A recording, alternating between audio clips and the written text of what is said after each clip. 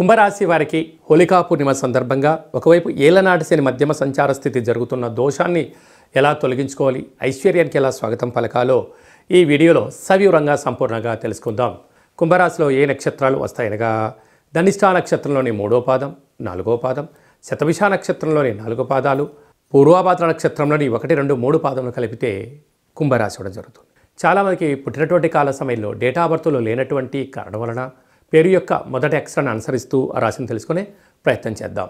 గు, గే, గో, సా, సి, సు, సే, so, the అక్షరాల వాళ్ళందరూ కూడా కుంభరాశి జాతులే.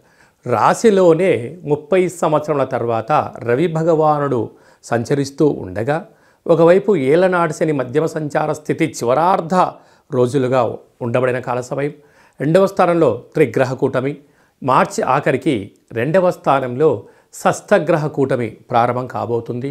కనుక కుంభరాశి వారికి అంతగా అనుకూలంగా లేదని చెప్పి గమనించగలగాలి. ఎందుకంటే 6 గ్రహాలు 2వ స్థానంలోకి రాబోతున్నాయి. రాశిలోనే రవిశనుల కలయిక. కనుక ఇలాంటి పరిస్థితి ఉన్నప్పుడు కొన్ని లక్షల వందల వీడియోలలో ఈ వీడియో మీరు చూస్తున్నారు అన్నట్లయితే నవగ్రహ అక్షర తులాభార సేవ మహోత్సవ కార్యక్రమంలో పాల్గొనే సమయం ఆసన్నమైంది అని చెప్పి మీరు గుర్తుపెట్టుకోగలగాలి. కేవలం నామాలను రాసి ఆదివారం పూట సూర్యగ్రహ తులాభారంలో, శనివారం రోజు శని భగవంతుడి యొక్క అక్షర తులాభారంలో పాల్గొనడం వల్ల గ్రహదోషం తొలగి రాశిలో 30 ఏళ్లలో తర్వాత మళ్ళీ ఇలాంటి పరిస్థితి ఉంటుంది.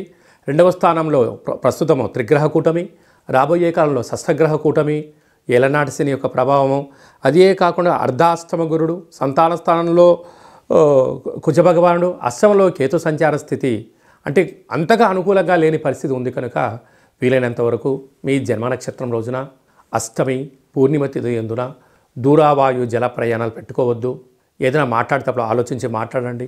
ఫేస్బుక్లో కానీ వాట్సాప్లో కానీ క్రియేటివిటీగా ఏదైనా అనిపిస్తే కేవలం నీ ఒక్కడికే సత్యం అనిపించినంత మాత్రాన దాన్ని ఫార్వర్డ్ చేయొద్దు.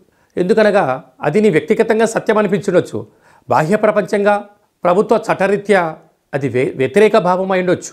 కనుక అంటే చేయని తప్పుకు ఉద్రేకభరితమైన నిర్ణయాలు మీరు ఎప్పుడైతే తీసుకుంటారో అనేక రకాలమైనటువంటి రోడ్డు మీద పోయి దాన్ని తీసుకొచ్చి నెత్తి మీద పెట్టుకోవడం అంటూ ఉంటారు. కాలం కలిసి రాకపోతే తాడు కూడా పామై కడుస్తుందట.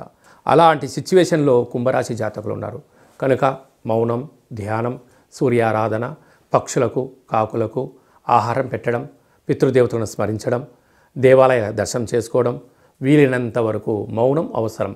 ఆపై భగవంతుడి యొక్క ఆశీస్సులు మీ పైన ఉండడం వల్ల అద్భుతమైనటువంటి సహనశీలిగా మీరు ఉండగలిగినట్లయితే భవిష్యత్ అంతా బంగారుమయమని చెప్పి గమనించాలి.